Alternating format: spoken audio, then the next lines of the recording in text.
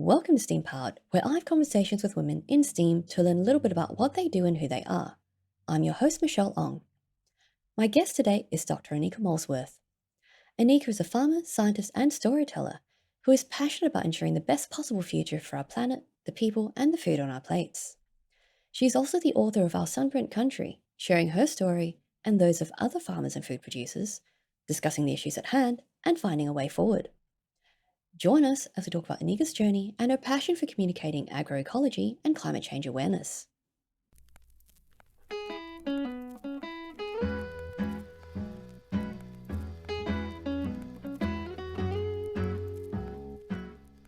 Welcome, Anika. Thank you so much for joining me today on STEAM Part. It is wonderful to be speaking to you today on agroecology and your work in bringing awareness to climate change. Thank you so much, Michelle, for having me on the show. So, you started out studying in agribusiness, but what brought you to that field to begin with? So, my parents purchased our farm when I was 12 years old, and up until that point, I had a pretty normal urban upbringing in Melbourne. And they purchased the farm in far western New South Wales on beautiful Willacali country. And so we set forth from Melbourne, drove the 1,000 kilometres north, and when I got out here, I fell in love with the place because there are just horizons that go on forever. Kangaroos bounding across the paddocks, canoes on the dam, horses. It was an incredible playground just waiting to be explored. Yeah, so when you ended up going to university, you did end up going into agriculture. So that must have had such an impact for you to want to pursue that as a tertiary level. Yeah, I was attracted to agriculture, and I think it originally started, of course, on the farm here. But then when I finished year 12, I headed up to Queensland and I spent a good part of the year jillarooing, which is kind of like being a cowgirl. You know, you ride horses, you move cattle around, you do farm chores, cooking the food, fixing fences. And I just loved the experience, both working with rural people, but also having that chance to learn how food is produced and to be part of that amazing food system. And so when I had finished that time in Queensland, I thought, I don't actually think I'm particularly well suited to go back to a lecture hall and learn from, that environment. I want to be based on a farm. So I moved permanently onto my family's property out near Broken Hill and started studying my Bachelor of Science, specializing in agribusiness via correspondence. That is absolutely wonderful. So, where did you see yourself applying these skills after you finished your course? Well, originally, when I, set forth on agriculture and started studying it, I had always dreamed of living on a very remote, very large cattle station, far away in Australia. I love the quiet and solitude. I love, being alone in the outback. Like that's something that really does, resonate with me. But as I progressed through my university studies, I learnt more about the environmental challenges that we are facing as a globe. And I particularly became very interested and then concerned about climate change, what it actually means to farmers now, and what it means to the next generation of farmers like myself who are coming through. And so that's what really sort of sparked my interest in how climate change is impacting the food and farming system and what we need to do about it. That's amazing. So, when you actually finished graduating and getting into that kind of space, is that why you started looking into all the international development programs in that area? I think as I was progressing through my studies and learning about the Australian setting, it's such a fascinating and fantastic industry here in Australia. But I was also very conscious that how we farm here in Australia is not how other people farm in other parts of the world. And so I was curious to learn about food and farming systems in other countries. And during my master's, one of the electives was international experience. And I emailed pretty much everyone in the university and said, I'm studying agriculture. I'm really interested in the climate. Do you know of like a project that's occurring internationally that I could be involved with? And I got a lot of, non-responses and a lot of negative responses, but I got one positive response from a lecturer within the university who said, "We've just started a project in Laos in Southeast Asia, and there's a spare desk and chair if you're willing to fill it." And I jumped at the opportunity and I supported myself to go over there, and I sat in a room surrounded by local colleagues who I could not communicate very well with because I am terrible at learning languages as much as I try. I really do try, but language is difficult.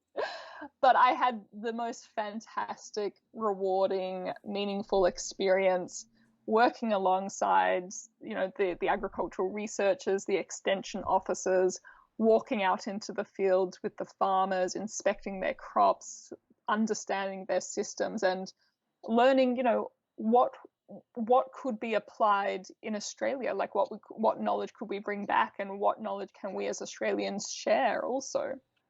What did you kind of learn or establish when you were there, learning about their experience versus the way that we do things here? Well, I was working in Laos with small scale subsistence farmers primarily, and their systems are very cyclical. They have a few cattle, pigs, ducks. That livestock manure is then applied to their crops. The maize that they are growing, a few vegetable plants like tomatoes and chilies, perhaps scattered in the rice paddies too. And when the harvest of those vegetable crops or rice crops is done, that stubble, that residue, is then fed back to the livestock. And so they capture the resources and they use them incredibly well. They're sort of circular, closed loop systems. And I found that fascinating, particularly because here in Australia, very much generalizing, we have more of linear systems where at one end there's the input of water, of nutrients, of chemicals, and then at the other end we have the production, we have the output of food or fibers. But we're not very good at returning nutrients or resources back into the system or incorporating them well. And so I thought, that's something that we really could learn by looking at even our closest neighbors. Absolutely. So, what sort of things might be preventing us from using those sorts of closed systems in the kind of agriculture that we do have here? I think it's a few things. It's cultural things that we've learned to farm in a particular way over the last few decades, centuries, and that line of production has been encouraged. Equipment and advisors have been built up and established on that kind of system. So there are those cultural challenges, those structural challenges, political challenges too. And so I think, particularly as people coming into the agricultural system or sector, or people already within it, we should constantly be like questioning, are we doing things in the best possible way? We should constantly be challenging the status quo and asking, can we be doing this better? And if we look at other examples around the country or around the world, what best practices could we learn and apply here at home?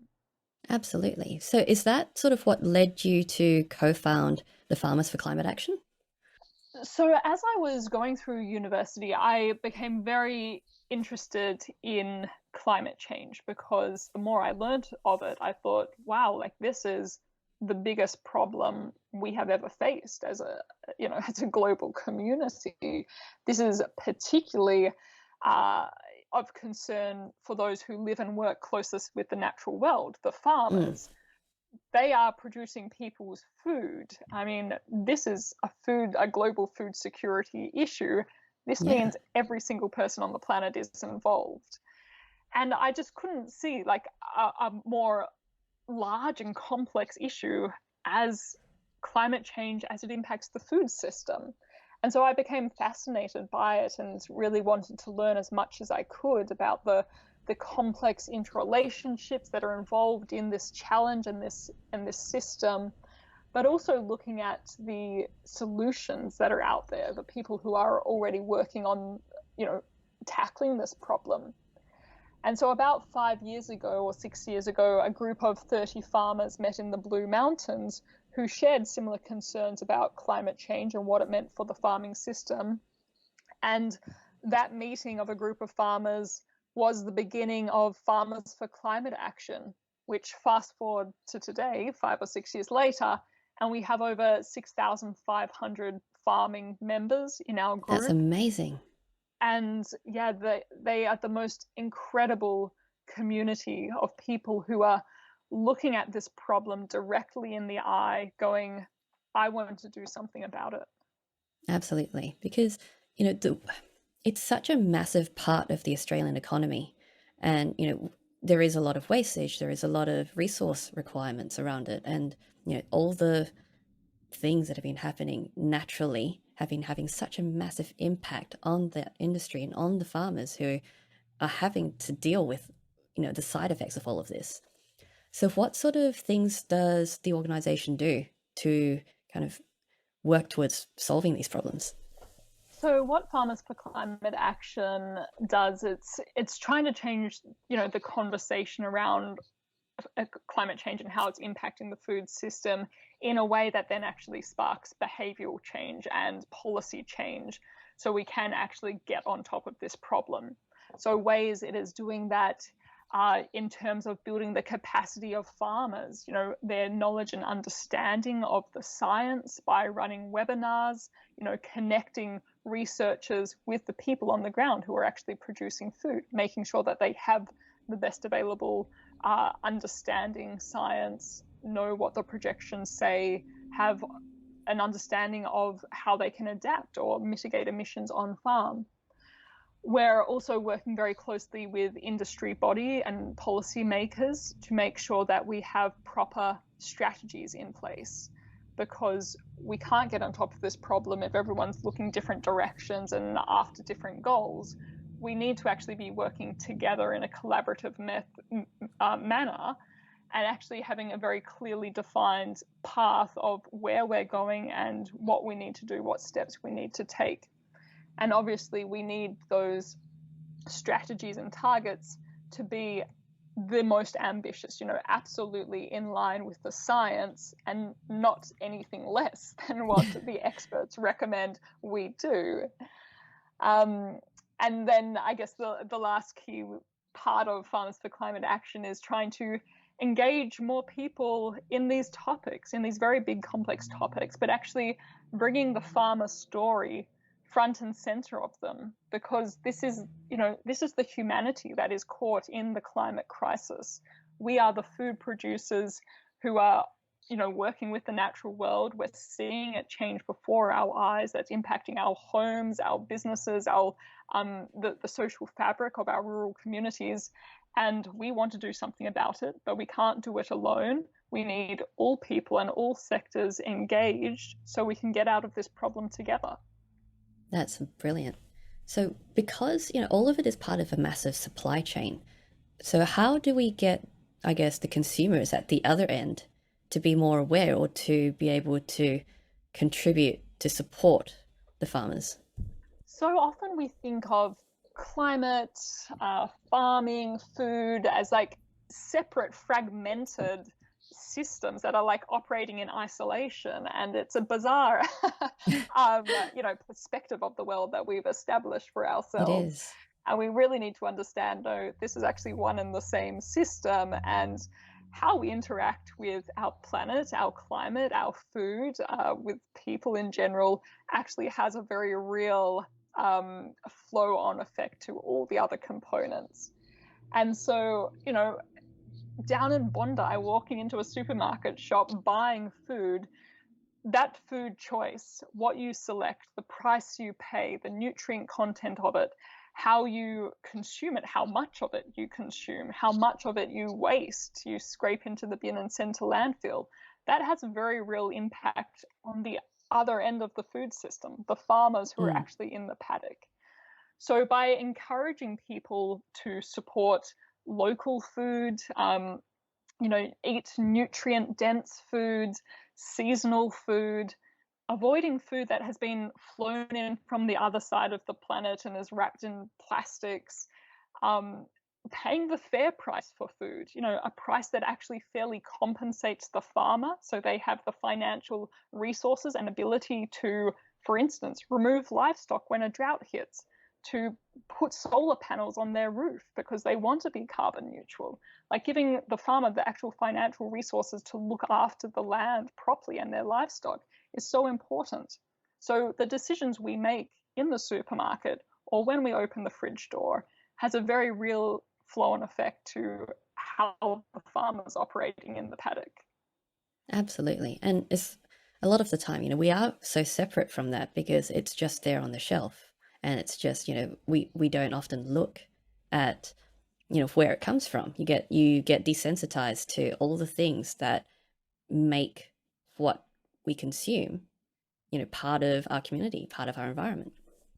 Yeah, absolutely. And I mean, even if one puts aside like how we consume food for a moment, like how we waste food. I think here in Australia, we throw out 1 in 4 supermarket bags of food, which is Wow. ridiculous because you're throwing out all the nutrients and fertilizers that were applied. You're throwing out the water from the river system or that was catched on the land. All that time, that labor, that energy that went into producing that food is ending up in landfill. And if food waste was a country, it would be the third largest emitter. So the simple act that we as individuals could take of not wasting food, of finishing our meal or only like serving the, necessary portion size, that would have such a positive effect on actually dealing with this problem like climate change. And you see like the portion sizes are starting to get bigger these days. People are looking for value for money. Even if they're not consuming it, they want to know that the value is there, which contributes to all of that wastage. Yeah, exactly. And so I think we have to do a better job, having conversations like this, helping people to understand that, you know, there is a whole story around that meal on your plate. Like it has come from, a beautiful landscape. It has utilized natural resources and the farmer's time and labor and finances. And so the respect we show for that food on our plate, the way we celebrate it or the way we chuck it in the bin, has very real world consequences and we have to do better. Absolutely. Like it's a thing that amongst a lot of other things we do take for granted these days. When people feel like overwhelmed by the problem or go like, oh, I don't know what to do, it's too big, it's complicated, it's costly, it's time consuming, often it's actually not. It's actually like, just don't waste your food. Like that's simple. Yeah, just taking these little simple steps that we can incorporate into just our day to day without having to go out of our way to Yeah. make these big sweeping changes. Yeah, those small steps add up. Yeah. So there's a Japanese temple food preparation is, I don't know if you've heard about the way that they do it, but it's very conscientious and very thoughtful about the process from start to finish. When you're washing the food to prepare it, that water isn't wasted. It's used for other purposes, goes back into the garden or, other things. And all the way through, anything that's removed is thoughtfully discarded in a way that actually contributes back to the system. So from the start to finish to when you actually consume it, every step of the food preparation process is thoughtfully considered and respectful of the materials that you've used. And it's very meditative, I suppose, for the person doing the preparation. But when they explain that to the people at the other end who are consuming the food, and they talk about this is the way it's done, this is the way we respect the materials, this is the way we respect our food, our supply, our environment, and that all that sort of thing. It seems a bit airy fairy, but it is. You're thinking about your impact and about your consumption, and it's. I actually find it very nice to think about it in that way. Yeah, absolutely. I mean, if there was more of that kind of thinking and respect for what we have in front of us, the resources that we are using and asking of the planet, I think, we'd be a lot better off if we were more conscious. Absolutely. So, with all the work that you're doing now, how do you balance your communication work and your work with the organization with running a farm? Because that's a multiple jobs in itself. Yeah, I guess, well, on the farm, we're at an interesting point in our farm journey, I think, where we're trying to figure out where we're going and what we need to be doing. So we're in sort of the 6th year of drought at the moment, and we've pretty much destocked our property, so we don't have sheep at the moment. And we're Mm, having those conversations around the dinner table of, well, where do we see our future? Where are we going? Looking at the best available science, we know it's going to become hotter, it's going to become drier. How do we utilize that science now to make the best and most appropriate land management decisions going forward? mm, So they're interesting, although challenging conversations to have. But these are conversations that I also share in my communications work, because we need to be asking ourselves, wherever we live and whatever sector we're working in, you know, utilizing the best available science that is out there.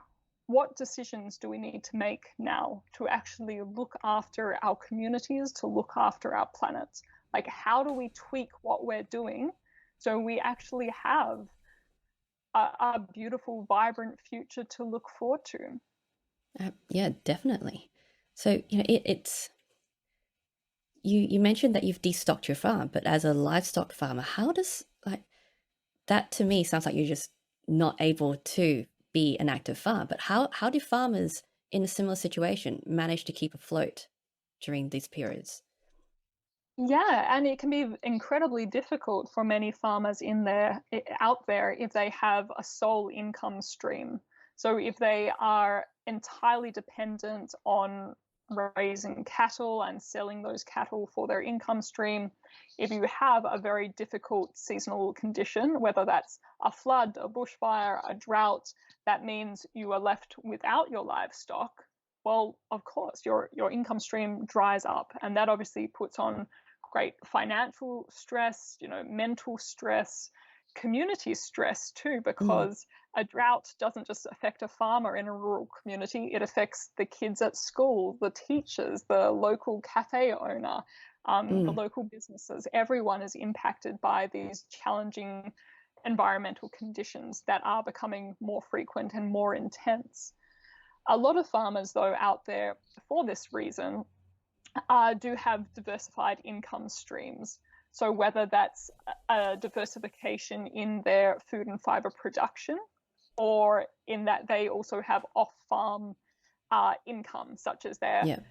contractors who go out and do work, or whether one member of the family is a school teacher, um, or something like that. So even in my own situation, on our farm, so I live here with my husband and my parents. All four of us have off-farm income streams as well. Yeah, you basically have no choice but to have multiple jobs. Absolutely. Yeah, that's tough. That's a really kind of difficult way to live when you know that you've got one very unstable or growingly unstable income stream. Yeah, indeed. And so I think, as we look at the problem like climate change and understand what it means for farmers, we need to be asking those questions. Well, how do we actually build that resilience and also that financial resilience within our rural communities? And what does that actually look like? Yeah. So, what does that actually look like? Yeah, well, these are the very good questions. And obviously, depending on region and community, they will be different solutions. But out here in Broken Hill, for instance, there's been a lot of investment into renewable energy projects, which have been really like celebrated with our community. There's a real push and interest in the arts and creativity side, encouraging artists and filmmakers to come out here to the Broken Hill region and, create creative works. And so I think it is that, yeah, looking, outside the box and exploring the different options. For farmers, it might be looking at, native foods as a different income stream. It might be looking at agritourism as options emerge with, biodiversity conservation payments or carbon sequestration payments. There could be options there. Um, so there are things out there, but we've got to get creative and we've got to like start thinking outside of the norm. Yeah, definitely. There's so many options, but having to figure out which ones suit each individual environment best. Yeah. Yeah, and even like at a farm level, like what we do on our farm will be different from what our neighbor does because every farmer has different labor resources, financial capacity, land system. Land systems are different, the soil type, the vegetation cover, Mm, the water resources, and that directly affects what you can and can't do. yes. So tell me more about agritourism. Like, how does that work, and and is that something that is, uh, I guess it is growing in popularity because you're starting to hear more about it, but what does that involve? So agritourism, I guess it's, inviting people to come out to a farm to learn more about the agricultural system, the food and fiber production systems. So in instances, people might have converted their shearers' quarters into these like beautiful little boutique rooms, and people can come and stay and say they stayed in the shearers' quarters and go for a horseback ride and see the livestock, understand the story. And so that's a revenue stream for the farmer, inviting people to come out and have a taste of their life, understand more Yeah. about the farming system. And I think it's also great for people, urban based people who, feel disconnected from rural environments or the food system to experience it and to understand more about it. And so many farmers, I mean, they're passionate about what they do. They love these landscapes and their communities. And most of them would love to tell a yarn, as long as you stand there and listen. As long as And the so ear's there. yeah, exactly. So I think there is, potentially a beautiful marriage there between, that connection between rural and urban communities. That is brilliant. So you've also mentioned that you've gotten, thousands of farmers involved in the Farmers of Climate Action, and that is so amazing to hear. But the stereotypes that you often hear about the ag community is that they are quite conservative, or they're quite traditional in the way that they want to do things, and it's hard to change minds. But with the number of people that you've mentioned involved, like clearly it's obvious that they are all keen, to make sure that all of these things move forward with the times, to make sure that they are able to keep up and to, get ahead of these problems. So was it difficult to get a lot of people on board? It surprisingly wasn't. Um, Yeah, which is surprising.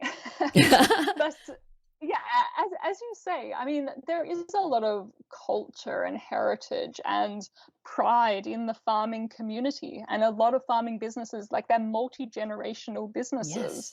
And so, people learn from their parents and grandparents.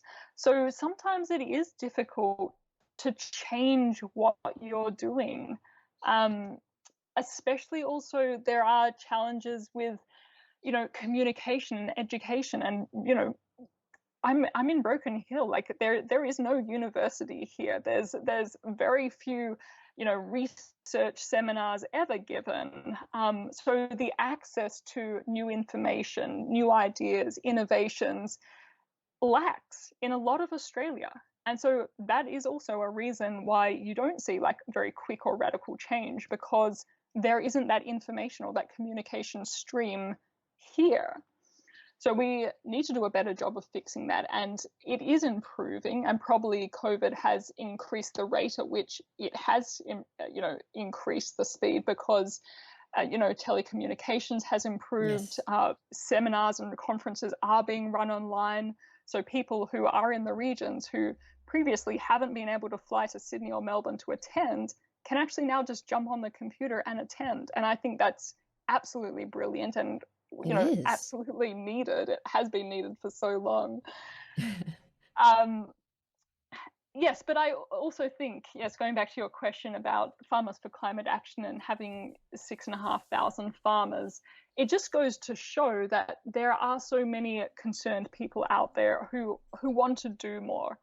And for a farmer, climate change is not some abstract, academic notion or something for someone on the other side of the world or some future generation to worry about.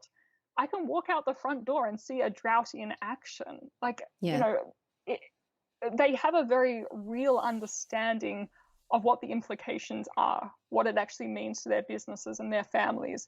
And I think that's why we are seeing this growing voice coming out of rural Australia and the farming community in particular, because they get it. Mm. And they know that we've got to change, and they don't want to be left behind or seeing their farmers damaged by a delayed response. Yeah. And, because they're seeing it firsthand, it's not, like you said, it's not an abstract concept. They're seeing, their livestock and their, farms affected by all this. They're Yeah, seeing it in their books. They're seeing it in having to destock, to have to diversify and, find all these other revenue streams to be able to survive. yeah. So, the people who tend to speak against it, it's like, well, you're not seeing it. You're clearly not seeing it from the perspective of these people who provide all this support for you to be able to have this perspective. Exactly. And I think we're at a very interesting time in politics, especially because of that point, because parties that have traditionally said they represent farmers are, the climate laggards when it actually comes to climate policy. And so we're seeing a lot of the farming community go, hang on, like, if you are truly representing us, you have to be doing something about climate change in line with the science. Otherwise, you're not representing us anymore. Absolutely, and it's great that we're you're able to see that people are starting to speak out louder about this, to be able to say we actually aren't being represented in the way that we need to be. Yeah. So much to do there. Not like it's it's not a small problem, and it's yeah having to, I guess, convince a lot of people to start making movements in a lot of these other areas, because they don't see it, they're not experiencing it for themselves. Exactly. So I think like some of the major like barriers that we need to overcome, like we need to improve the way that we're communicating climate change and also the food and farming system in general, like making Mm, people more aware of what's actually going on in the food system and how it actually impacts every single person who eats food. And then we need to also feel empowered as individuals to demand a change, to say, hang on, like the way we're treating our planet, this obviously is not working, and we can't sustain this. We have to do something different. And that does mean we're going to have to change the policies. We're going to have to change our businesses and the way we do things. But it doesn't mean we have to sacrifice things. On the mm, contrary, if we act now and are forward looking and are innovative, we can actually reap a lot of benefits and opportunities that come with this transition and create a much more resilient, vibrant, healthy world than we have had in the past. yes, and by doing all of these things, we're also starting to create our own closed system, the way that you're seeing with the farms overseas, like being able to close that system for ourselves to be able to sustain it from end to end. Exactly, and that's what we need. Yes. So you've also written a book, Our Sunburnt Country, about, all the farmers in your communities, in your extended communities. So what motivated you to write the book? Well, I've always had a love of writing, and I've always loved the craft of like arranging words in certain orders, and that creates, a visual image in someone's mind and, encourages them to think or do something. And I think that's real magic. So I had always thought, one day I'd love to write a book, and I've always had notepads, with scribbles in them of what I would write about and how I would tell the story. But, life is busy, and I always had just put it on hold. And it wasn't until the start of 2020 when COVID really escalated here in Australia and my calendar of activities was suddenly wiped clean that I thought, okay, well, here's an Take the opportunity opportunity. for me to focus on the book. And so I sat on the bedroom floor, I laid out sheets of paper. What did I want to write about? Like, what were the themes? How would I, draw out emotion? Why do I feel so connected with this issue, but someone, living in Sydney doesn't feel as connected? And how could I help them feel connected in the way that I do that would actually spur them to act? How can I tell such a complex, global, at time daunting challenge in a way that is, doable, solvable, personal? Um, and at times in the writing experience, I was like, full of energy and enthusiasm and thought, yes, like this is going to be amazing. And then the next day I'd be like, oh my gosh, like what have I got myself into? Like this is the biggest challenge the world has ever faced. What am I doing trying to write a book on it? So absolutely rode the roller coaster of self-doubt and imposter syndrome. But I got there in the end. I worked with a great publishing house who was able to, critique my work, provide some really good feedback on it. So it went through a lot of revision backwards and forwards. You know, if something wasn't necessary for the audience, highlighted it and cut it out. And one had to be brutal, which at times is very difficult when you've put a lot of work in writing. Yes. But then, yes, at the end of August this year, 31st of August, my book hit the shelves. It was published, and I'm so proud now that I can walk into a bookshop and see my little book sitting on the shelf. Oh, congratulations. And it's had such wonderful reviews with a lot of people talking about how, you're talking about the problem, but you're able to convey it in such a way that just fills them with positivity about the fact that we can affect the change, that we can make a difference. I think that's the kind of thinking that we need. It's not dismissing or downplaying the science. It's Mm, absolutely fronting up to what the science says and acknowledging it, but then using that wealth of evidence to take us forward and to realize like what opportunities are just out there within our grasp if we had the will and the courage to seek them out. yes, because it's not just doom and gloom. Yes, the problem is serious, but it is possible to make a way forward. It is possible to find a path to, resolving some of the problems that we're experiencing right now. Exactly. And so in my book, I talk about, having that vision in our minds of the world we want to create, that we should be creative, we should be imaginative, we should, challenge the status quo, and ask better questions. If we just sit back and wait for someone else to do something, it's never going to happen and the system's never going to change. So we really need to take it upon ourselves to like imagine greater and then actually demand that that actually happens. Yes, that's very important because, you know, it's so easy to just take that step and to say, you know, it's too big for me. But, Yep. you can still ask for what you need. You can still ask for what needs to happen. Exactly. And there are so many things that we can all do in our lives, and this is where like it becomes really exciting and hopeful, I think, is that there is an abundance of solutions, whether one's looking at, your energy consumption, and moving your home, your business, your kids' school onto renewable energies, or whether it's looking at the way you transport yourself or your goods, looking at electric vehicles or public transport, better public transport systems, whether it's in the food system and how you're consuming food, whether it's in fashion and the purchase of material goods. Like there's things that we can do in every element of our lives that could be better. And yes, at times they seem small and insignificant, but if we all take those little steps forward, then that, those little ripples, that becomes the tidal wave of change that we actually need. Yeah. And it's like the thing that people are saying, like, you don't, your solution does not have to be perfect. It's better to have a lot of people doing it imperfectly than to have a few people doing it perfectly. Absolutely. Yeah. Ooh, very inspirational. Okay, so probably a good time to start moving to some of the other questions I wanted to ask you about, motivations and, a bit more personal stuff.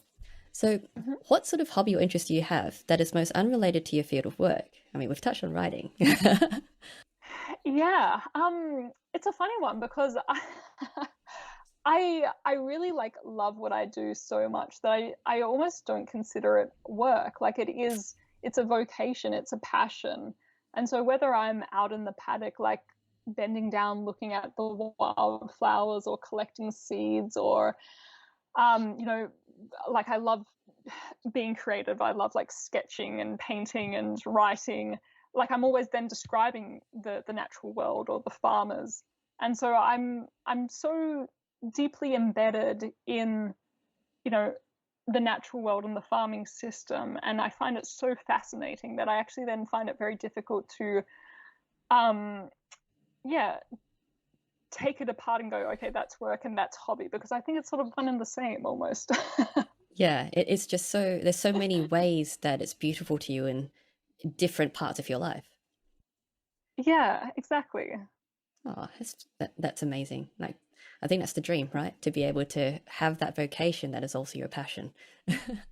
I hope so. Yeah, I sometimes feel awkward when someone says like, "What's your hobby?" and I'm like, reading and writing about climate change, and I guess that's also my work. But It does make you feel like a workaholic, but you can see why. It's such a big part of who you are and part of what you yeah, care about that it doesn't matter what you're doing anyway. It's all part of the same thing, part of the same objective. exactly, Yeah. exactly.